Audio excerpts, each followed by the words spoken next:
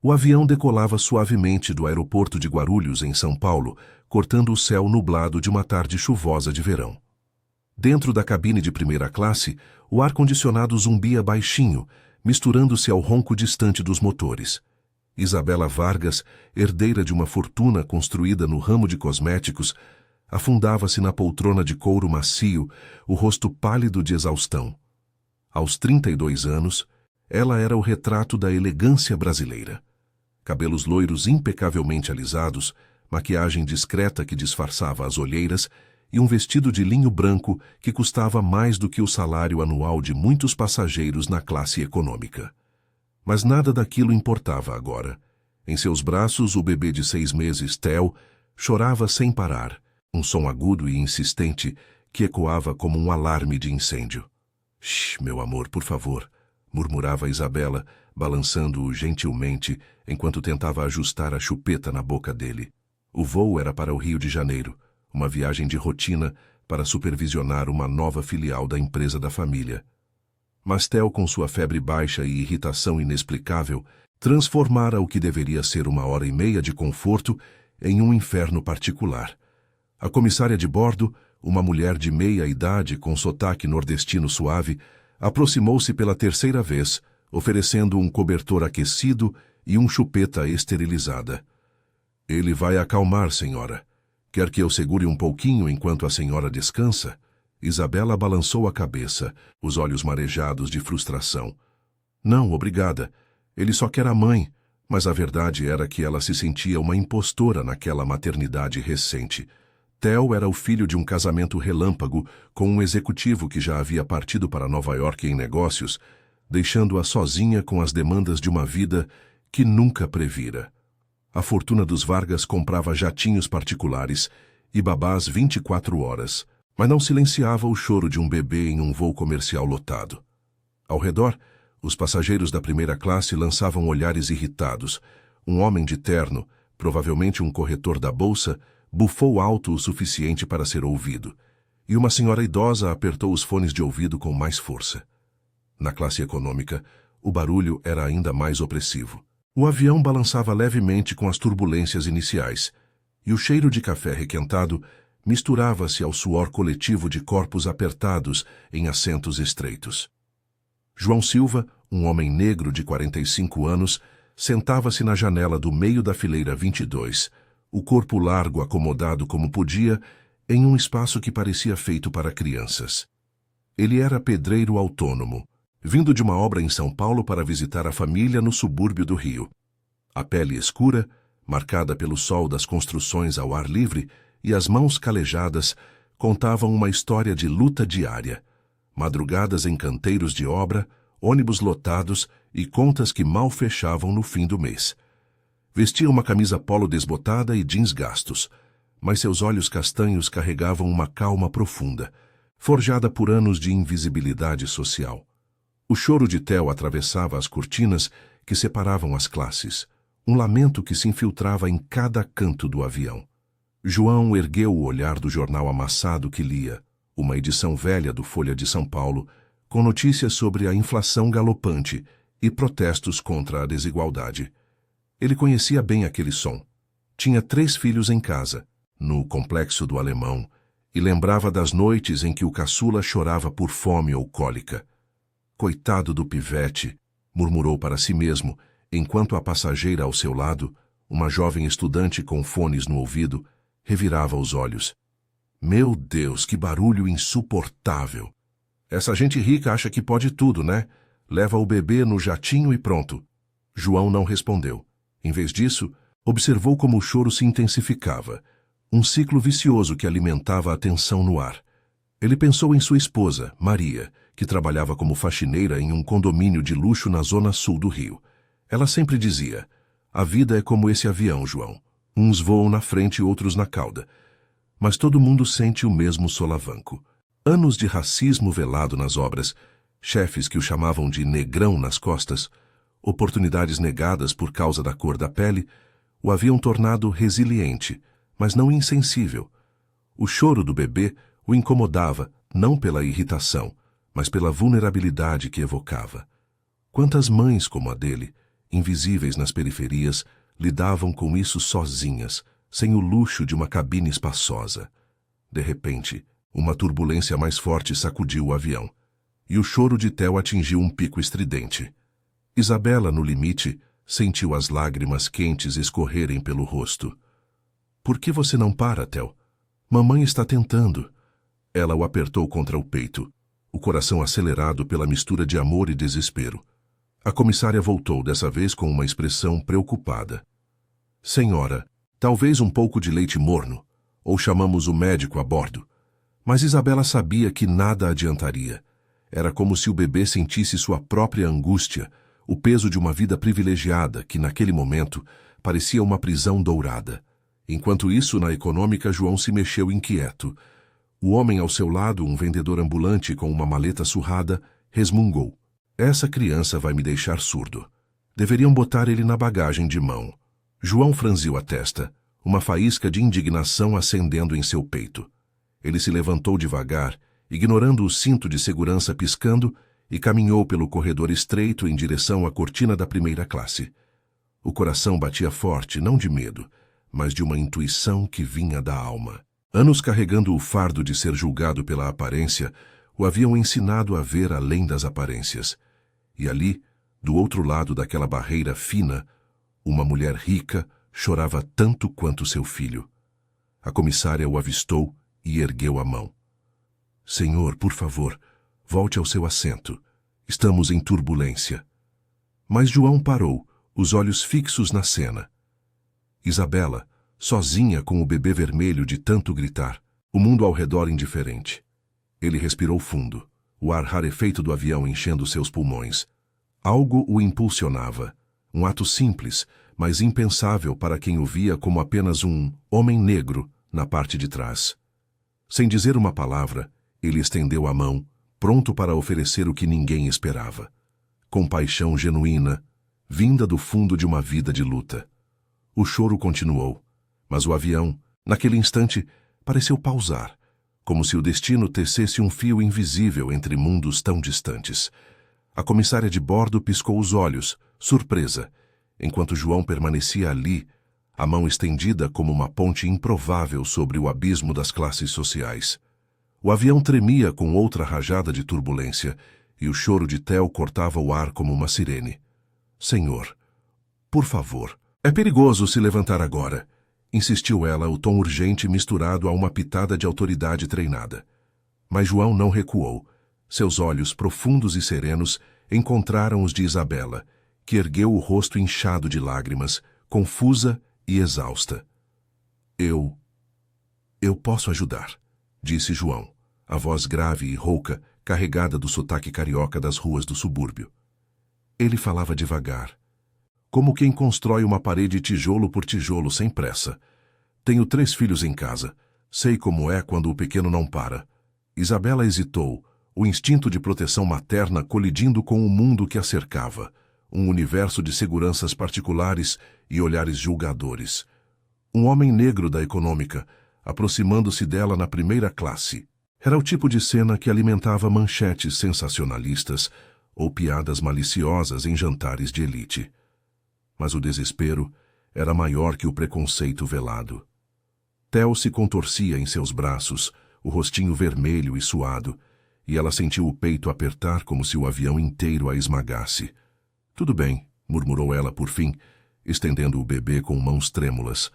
A comissária, ainda relutante, deu um passo para o lado, murmurando algo sobre chamar o capitão se necessário. João pegou Theo com uma delicadeza surpreendente para mãos tão calejadas, envolvendo-o em um abraço firme, mas suave, como se o bebê fosse de porcelana.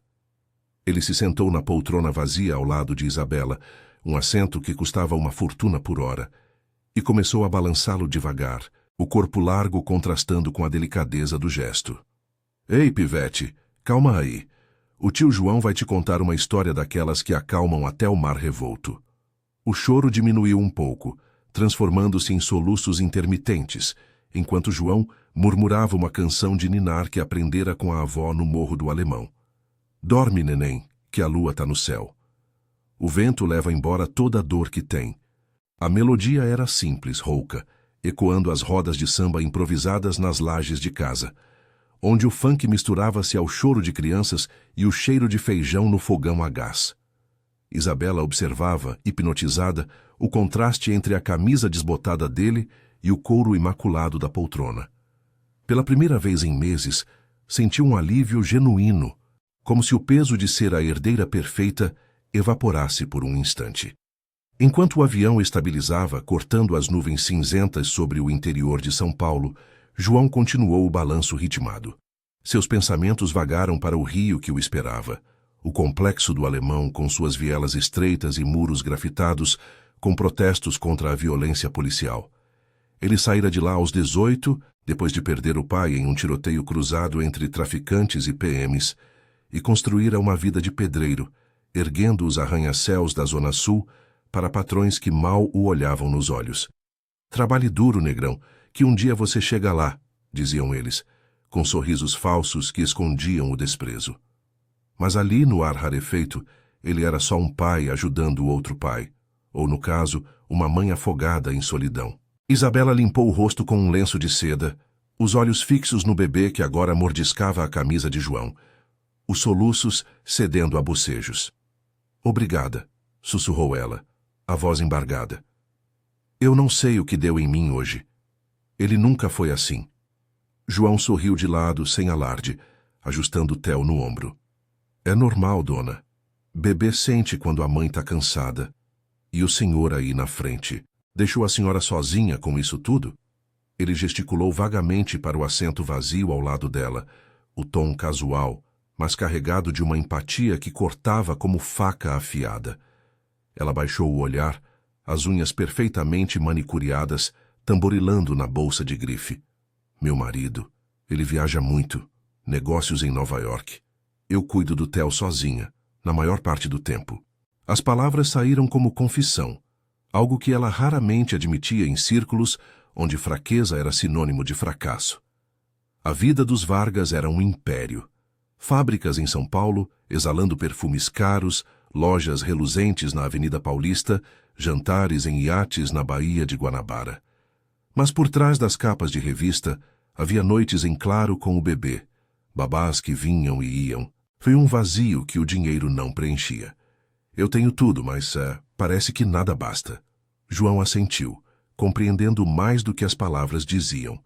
Ele pensou em Maria, sua esposa, que acordava às 4 da manhã para pegar o 433 até a Zona Sul, limpando apartamentos de gente como Isabela, enquanto ele martelava concreto sob o sol escaldante.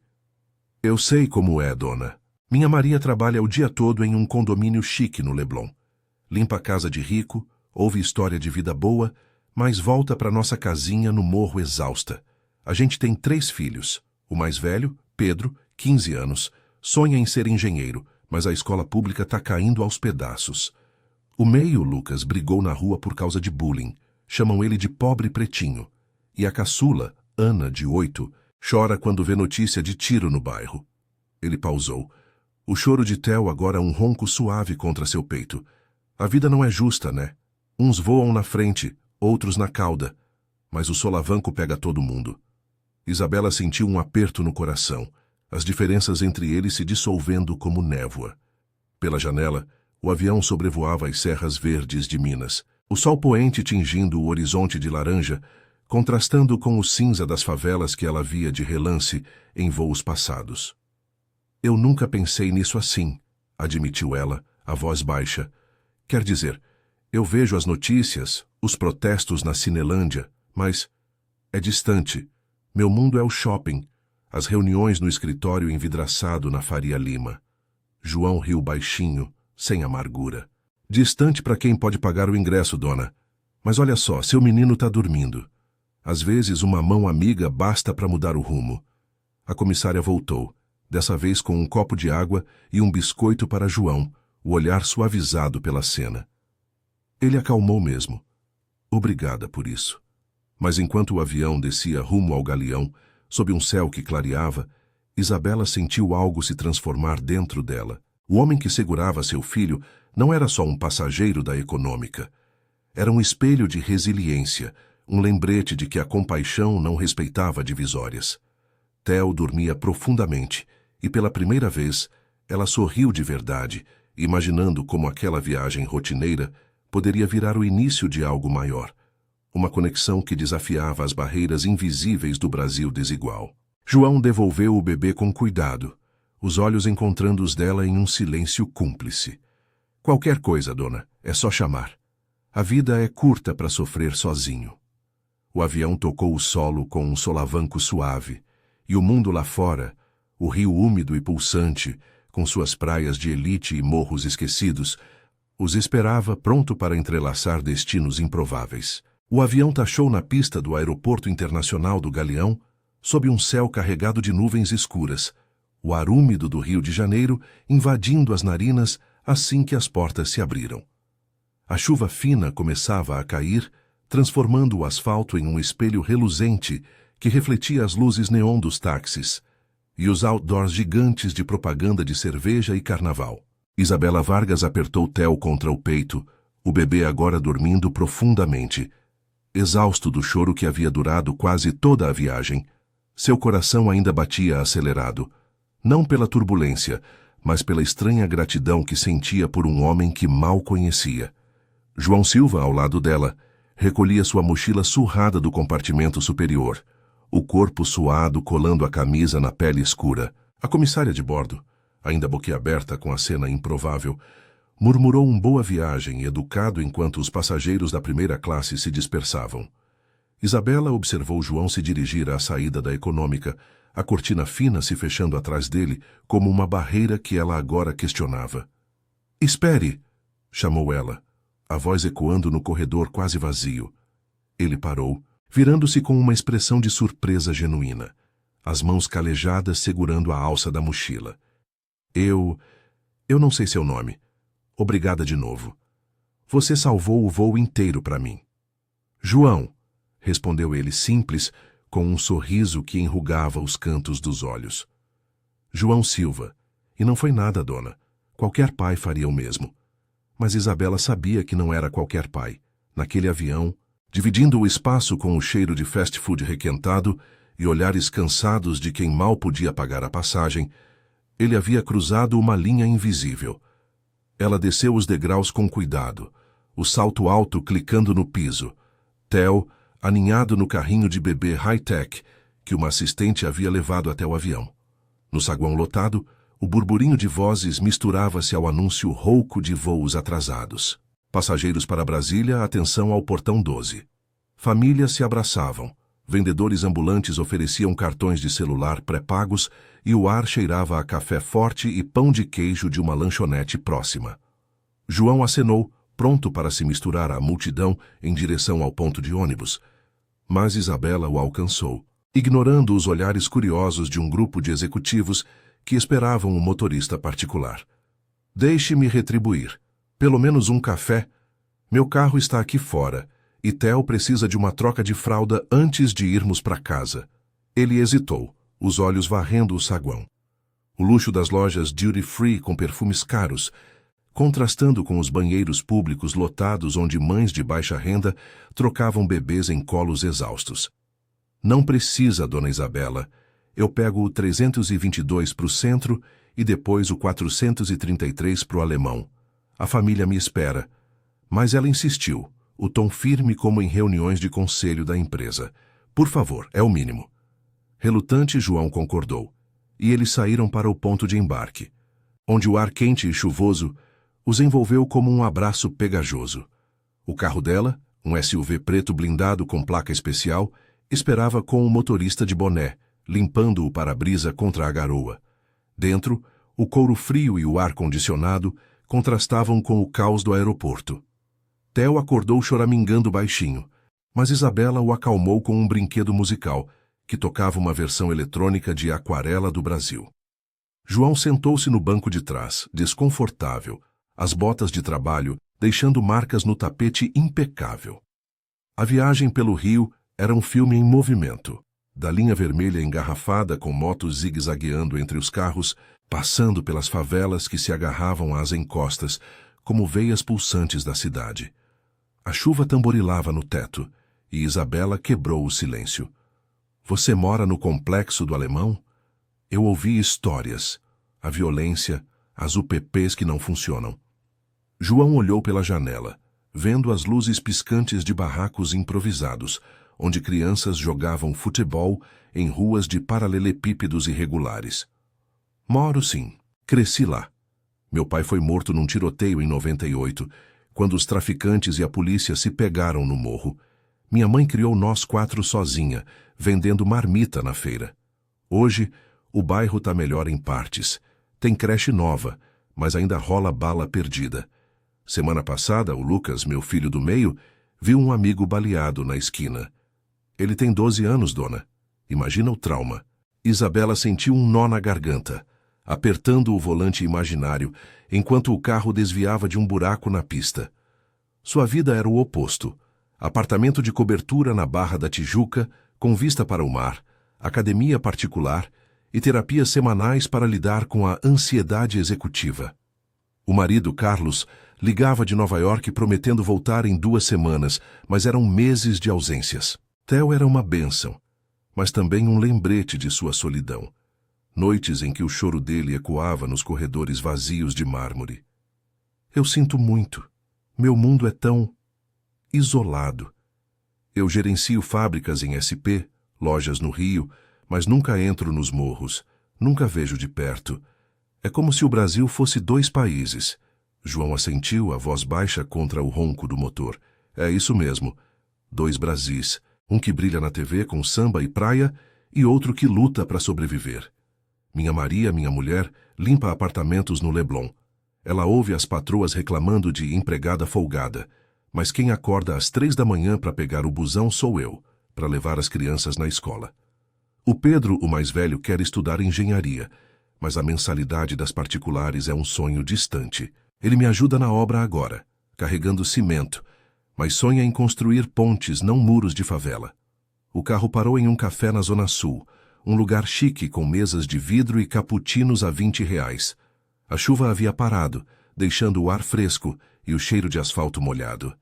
Isabela pagou o estacionamento com um toque no celular, enquanto João observava o cardápio com olhos econômicos. Um café preto, por favor, pediu ele à garçonete, que sorriu educadamente, ignorando o contraste gritante. Sentados na varanda, com o mar de Copacabana ao fundo, ondas preguiçosas lambendo a areia dourada sob o pão de açúcar envolto em névoa, a conversa fluiu como a brisa.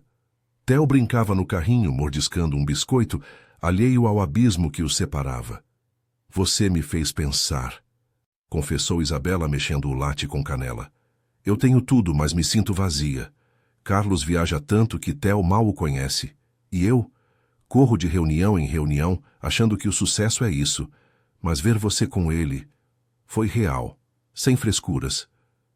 João sorriu, bebendo o café devagar. A real é o que constrói, dona. Eu ergui o shopping onde a senhora compra aquelas bolsas caras. Mãos como as minhas sustentam esse glamour.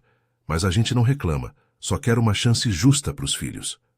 Enquanto o sol poente tingia o céu de rosa, Isabela teve uma ideia impulsiva. Me dá seu contato. Quero ajudar.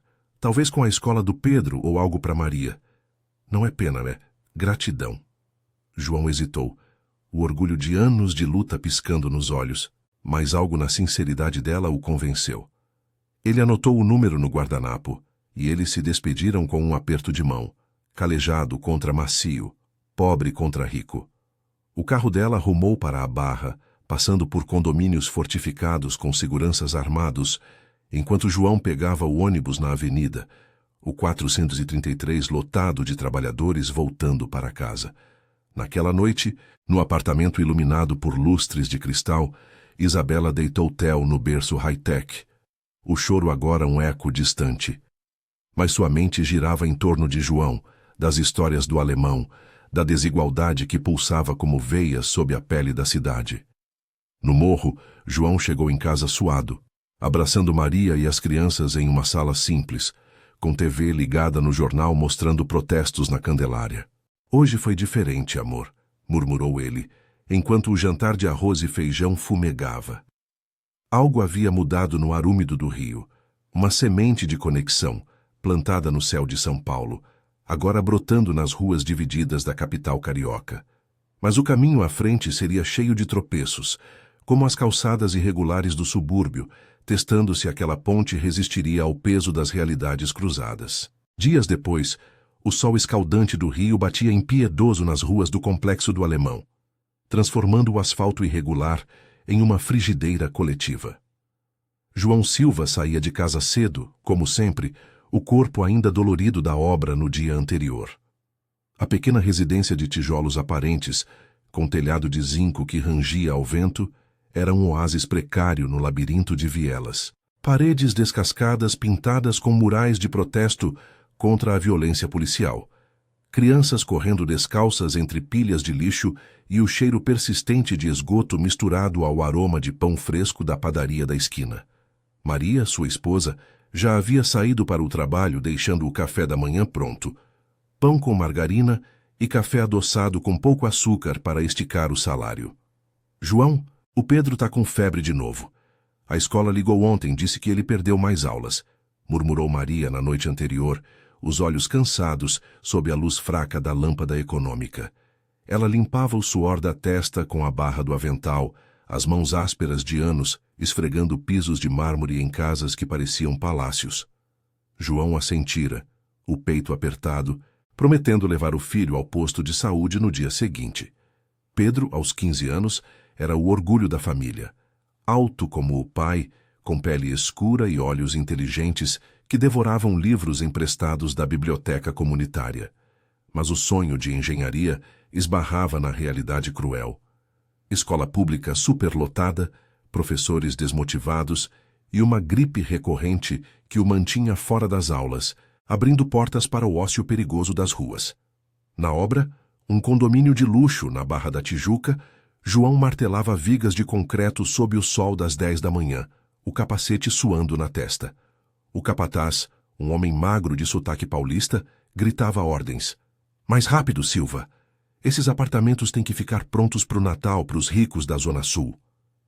João engolia o ressentimento, as mãos calejadas sangrando levemente de um corte fresco. Ele pensava em Isabela, no guardanapo com o número que dera no café.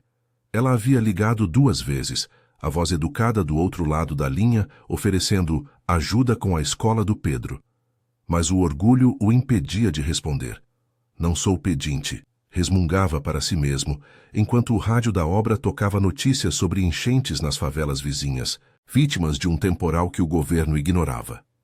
Enquanto isso, no apartamento de cobertura na Barra, Isabela Vargas acordava com o som das ondas quebrando na praia distante, visível pela janela panorâmica de vidro temperado. O ar-condicionado zumbia suavemente, contrastando com o calor úmido lá fora. Theo gorgolejava no berço automático, que balançava ao ritmo de uma melodia suave, e uma babá filipina preparava uma madeira orgânica importada. Isabela, vestida em um hobby de seda, checava o celular. E-mails da empresa sobre a nova filial no Leblon. Mensagens de Carlos de Nova York. Atrasado de novo, amor. Volto no fim do mês. E o número de João ainda sem resposta. A culpa a roía como uma ferida aberta. Aquela viagem no avião havia sido um estalo, revelando o abismo que ela ignorava. Enquanto ela comprava cremes caros nas lojas da família, famílias como a de João lutavam por remédios básicos. Eu preciso fazer algo real, pensou ela, discando o número pela 3ª vez. O toque ecoou e, finalmente, João atendeu, a voz ofegante do intervalo da obra. Alô? Dona Isabela? Ela hesitou, o som de martelos ao fundo a transportando para um mundo que só via de carro blindado. João, oi. Desculpe insistir. Eu falei sério sobre ajudar. O Pedro. Você disse que ele quer estudar engenharia. Conheço uma escola técnica boa, particular, com bolsa para alunos talentosos. Posso indicar ou até patrocinar. Do outro lado, João sentou-se em um caixote, limpando o suor com a camisa. O capataz o olhava torto, murmurando algo sobre preguiçosos do morro. Dona, é generoso, mas a gente não aceita esmola. O Pedro é esperto, mas precisa de mais que dinheiro. Ele está doente. O posto de saúde está lotado e a medicação custa caro. Semana passada ele viu um amigo ser revistado pela polícia na saída da escola, só por ser preto e magrelo. Isso deixa marca. A voz dele tremia levemente, não de fraqueza, mas de uma raiva contida forjada em anos de olhares enviesados e promoções negadas. Isabela sentiu o estômago revirar, imaginando a cena. O menino com mochila surrada, mãos na parede sob o sol, enquanto ela bebia latte em cafés climatizados. Me deixa ajudar com isso também. Eu posso mandar um médico particular ou pagar a consulta em clínica. Por favor, João. É o mínimo depois do que você fez por mim e pelo Theo. Ele pausou, o barulho da obra abafado pelo vento quente. Pensou em Maria, que chegara exausta na noite anterior, contando como a patroa no Leblon a demitira por atraso, um busão quebrado na favela. Tudo bem, dona, mas vem aqui no morro. Veja com os próprios olhos. Amanhã no posto às 8h. Eu levo o Pedro.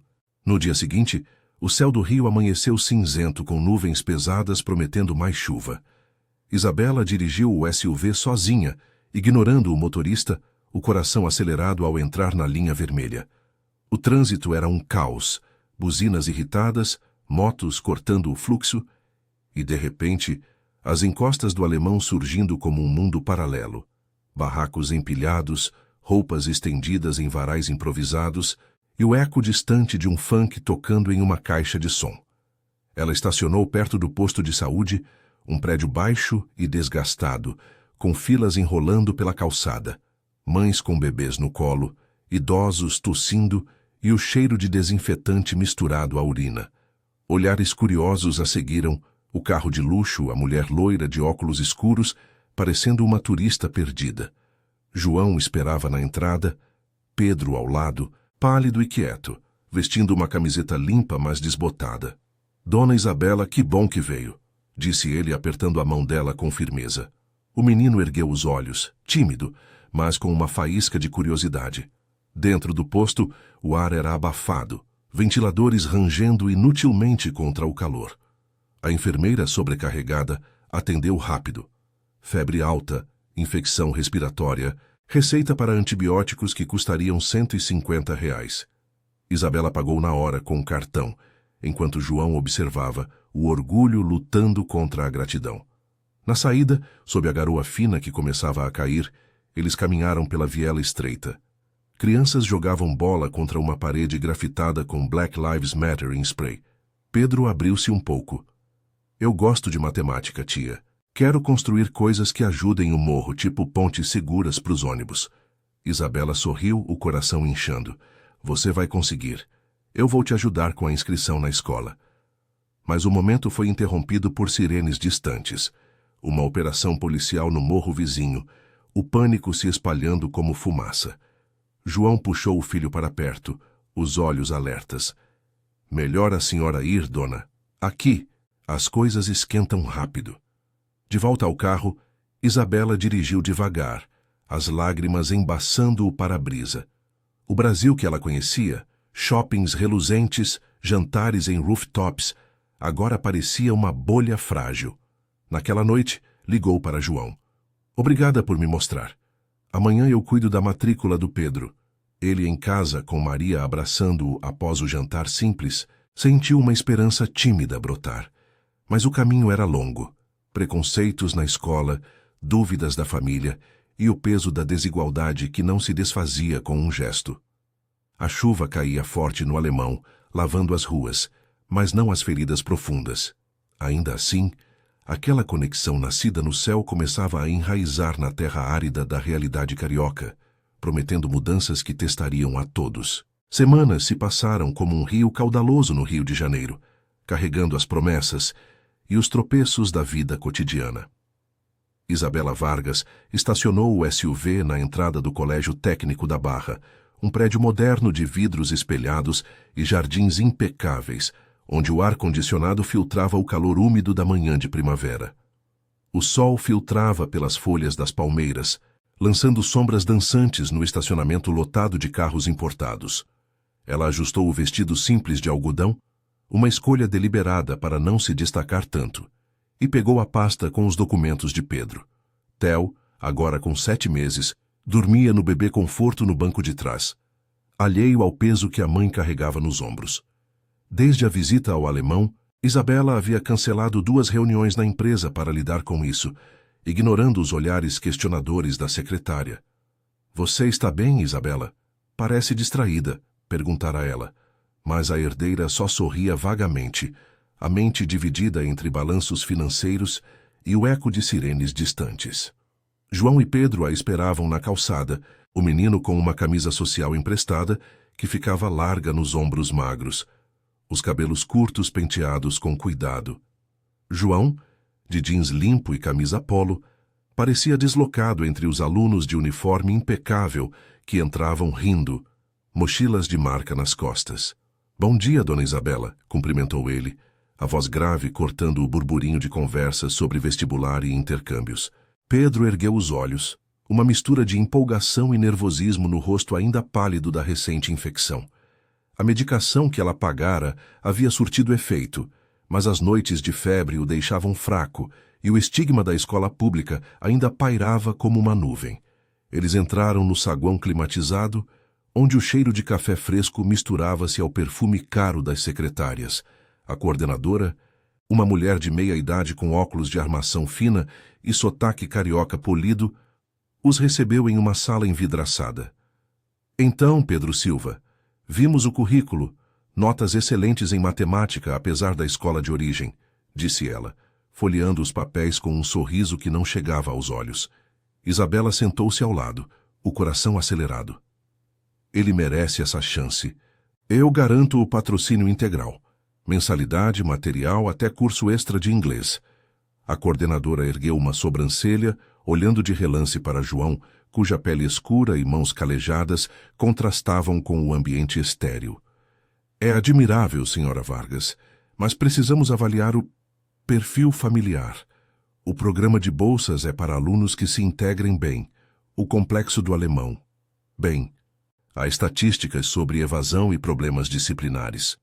João apertou os punhos sob a mesa, o rosto impassível, mas os olhos flamejando uma raiva antiga. Ele conhecia aquele tom, o mesmo que o capataz usava nas obras, disfarçando o preconceito com preocupações práticas. "Meu filho é quieto. Estuda em casa quando não pode ir para a escola. Ele quer aprender, não causar problema", rebateu ele, a voz firme como concreto armado. Pedro baixou a cabeça, as unhas cravando nas palmas, revivendo as zombarias na rua. "Vai virar traficante como o pai, né, pretinho?" Isabela interveio, o tom afiado como em negociações empresariais. "O perfil dele é de talento puro. Eu endosso pessoalmente. Se precisar de referência, ligo para o diretor agora." A coordenadora hesitou, o poder do sobrenome Vargas pesando mais que os vieses. "Tudo bem, aprovação provisória. Ele começa na próxima semana." Saíram aliviados, mas o ar no carro era pesado. Pedro, no banco de trás com Theo agora acordado e balbuciando, murmurou: "Obrigado, tia. Eu vou me esforçar. Não quero decepcionar." Isabela sorriu pelo retrovisor, mas João, ao lado, cruzou os braços. "Você não decepcionou ninguém, filho. Mas esse mundo aí dentro vai te testar. Lembra do que eu disse? Cabeça erguida, mas olhos abertos." Eles rumaram para o alemão, o trânsito da Avenida Brasil, um emaranhado de ônibus lotados e camelôs vendendo água gelada sob o sol implacável. Isabela dirigia devagar, absorvendo as paisagens que antes ignorava, as pilhas de entulho nas margens, os grafites denunciando polícia assassina em muros rachados, e o cheiro de fumaça de churrasco improvisado subindo de lajes apertadas. Em casa, no barraco simples de 2 quartos, Maria os recebeu com um abraço apertado, o avental sujo de farinha de um bolo que assava no fogão a gás. A sala era um caos acolhedor, TV ligada em um jogo do Flamengo, brinquedos espalhados e o caçula, Lucas, desenhando no chão de cimento. "Entra, Isabela. Toma um suco de maracujá fresco", ofereceu Maria, os olhos inchados de uma noite curta após o turno no Leblon. A patroa a havia elogiado pela primeira vez em meses, mas o elogio veio com uma bronca por chegar com cheiro de favela. Isabela sentou-se na cadeira de plástico, Theo no colo dela brincando com um chocalho improvisado de lata, Enquanto João contava a novidade, a família explodiu em sorrisos, Pedro abraçando a mãe com lágrimas nos olhos. Eu vou estudar à noite, mãe, para virar engenheiro e construir uma casa maior para a gente. Mas a alegria durou pouco.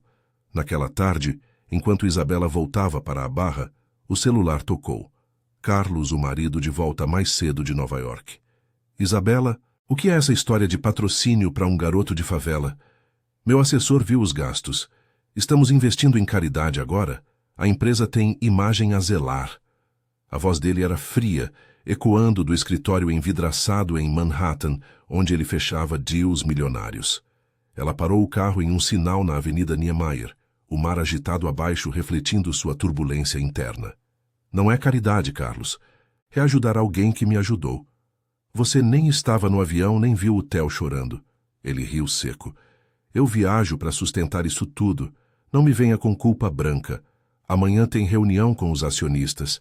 Vista-se direito e esqueça essa bobagem. Em casa, o apartamento de luxo parecia uma jaula dourada.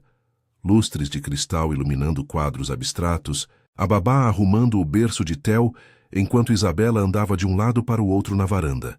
O vento salgado do oceano bagunçando seus cabelos. A vista para a praia da reserva era idílica, iates ancorados, banhistas bronzeados. Mas ela via agora as favelas distantes nas colinas, pontos de luz piscando à noite como feridas abertas.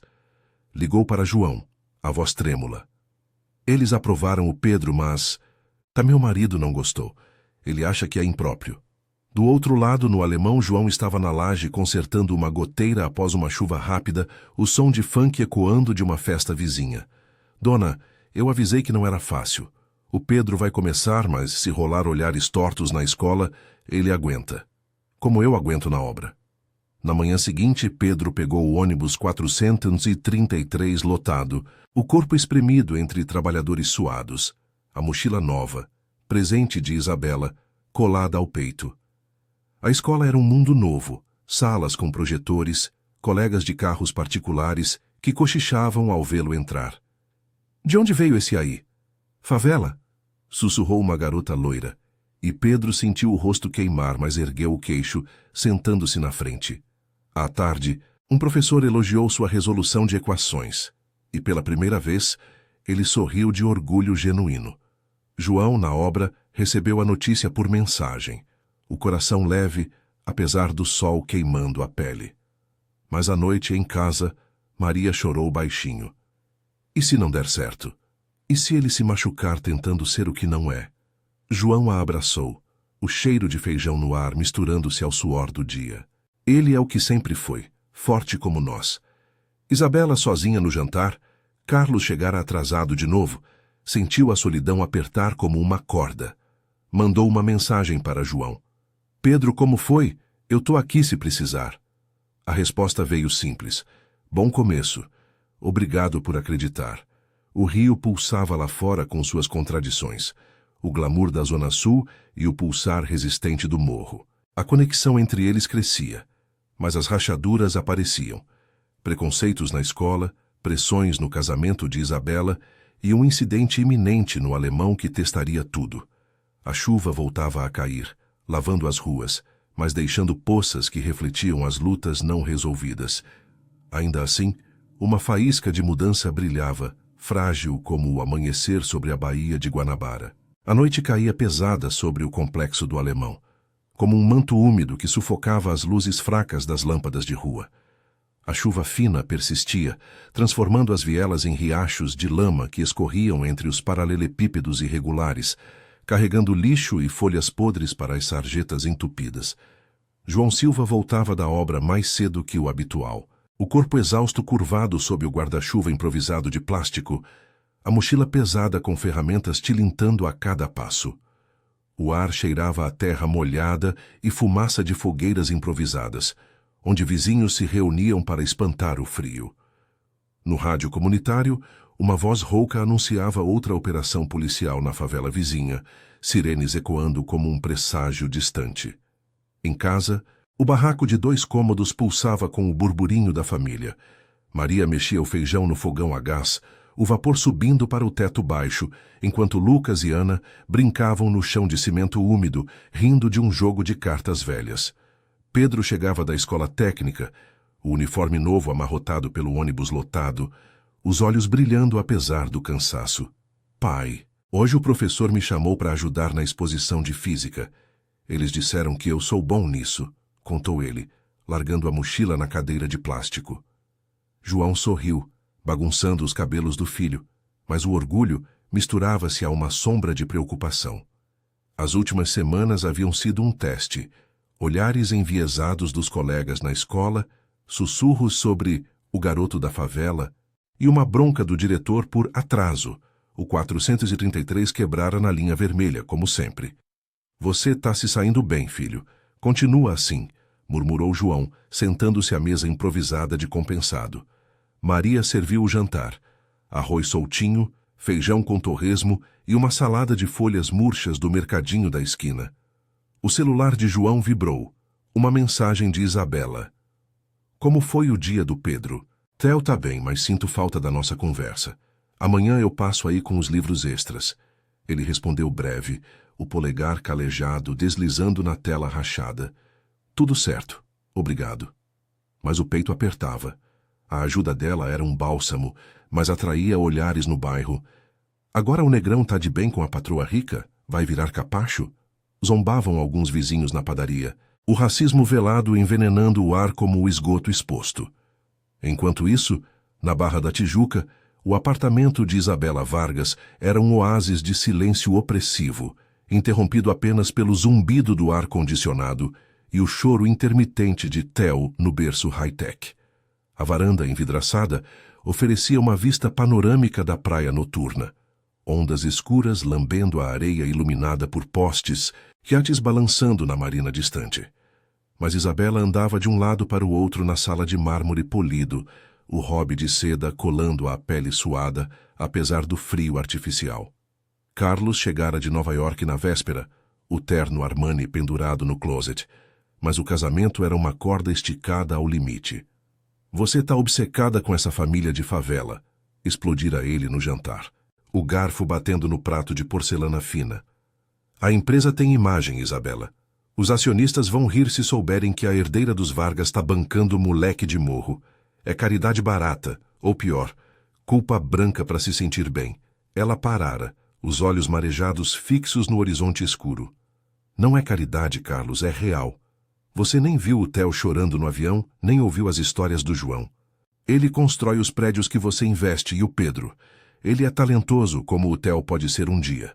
Carlos bufara, virando-se para o laptop com relatórios financeiros piscando na tela. Eu sustento isso tudo. Volte ao mundo real amanhã. Reunião na filial do Leblon. E esquece essa bobagem. Agora sozinha, Isabela sentia o vazio crescer, como as rachaduras na fachada dos barracos que vira no Alemão. Theo acordou choramingando, e ela o pegou no colo, balançando-o devagar enquanto lágrimas quentes escorriam. Shh, meu amor. Mamãe vai consertar isso. O incidente veio como um trovão na manhã seguinte. O sol lutava para romper as nuvens cinzentas sobre o rio, mas no complexo do Alemão, o dia começou com sirenes estridentes. João acordava com o barulho, o coração disparado, enquanto Maria gritava da cozinha: "É operação, fecha as janelas!" Pedro, pronto para a escola, congelou na porta, a mochila escorregando dos ombros. Uma viatura da PM invadia a rua principal, megafone berrando ordens. Todos na rua, mãos à vista. O alvo era um traficante fugitivo, mas o caos se espalhava como fogo em palha seca. Tiros ecoando nas encostas, crianças correndo para as casas e o cheiro de pólvora misturando-se à chuva recente. Pedro, apressado para não perder o ônibus, tropeçou em uma poça e caiu, a mochila abrindo e espalhando livros na lama. Um policial jovem e tenso o avistou. "Ei, moleque, para aí!" O menino ergueu as mãos, o pânico congelando o rosto, mas o agente o revistou com mãos ásperas, gritando: "O que tem aí, arma?"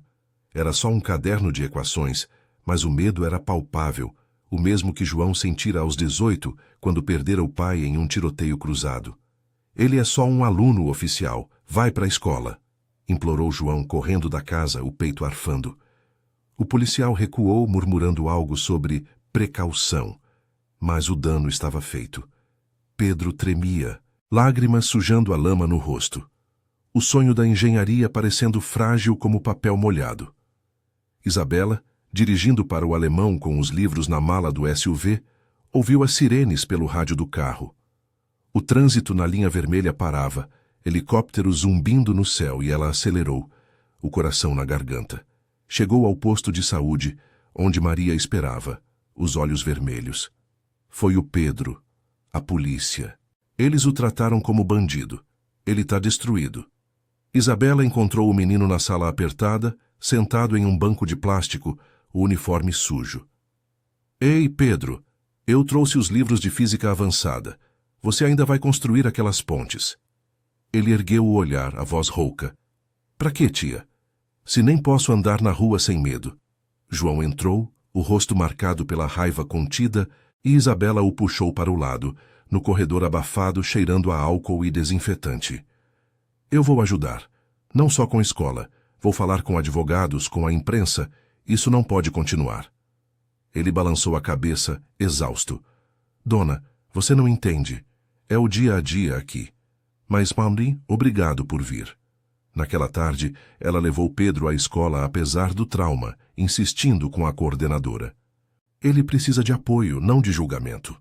O menino sentou-se na aula, as mãos trêmulas no lápis, mas resolveu um problema complexo, ganhando aplausos hesitantes dos colegas. À noite, em casa, Carlos esperava Isabela com uma mala na mão.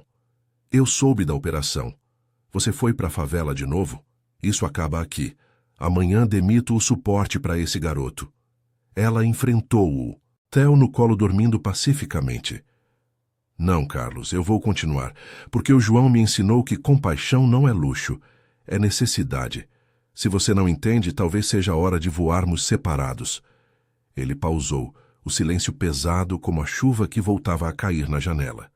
Pela primeira vez, viu a determinação nos olhos dela e murmurou: talvez eu esteja errado. Meses depois, o sol de verão iluminava a formatura de Pedro na escola técnica, o auditório lotado, ecoando aplausos. Ele subia ao palco, diploma em mãos, o sorriso largo contrastando com a cicatriz invisível do incidente. João e Maria estavam na plateia, vestidos no melhor que tinham ao lado de Isabela e Theo, agora engatinhando no colo dela. Carlos, relutante, sentara-se ao fundo, mas aplaudira. Isabela havia fundado uma bolsa para alunos de favelas, usando o Império Vargas para mudar vidas, clínicas móveis no alemão, aulas extras contra o preconceito. João, promovido a mestre de obras por insistência dela, erguia o queixo. Você mudou tudo, dona. No morro, a família jantava unida, o riso misturando-se ao som de samba na rua. Isabela visitava semanalmente, Theo brincando com as crianças de João, pontes reais se formando entre mundos. O rio, com suas contradições pulsantes, praias de elite e morros resilientes, testemunhava a transformação. Uma bondade simples, nascida no choro de um bebê, florescendo em solidariedade que curava feridas profundas. A chuva parara, deixando um arco-íris no céu, símbolo frágil, mas verdadeiro de esperança.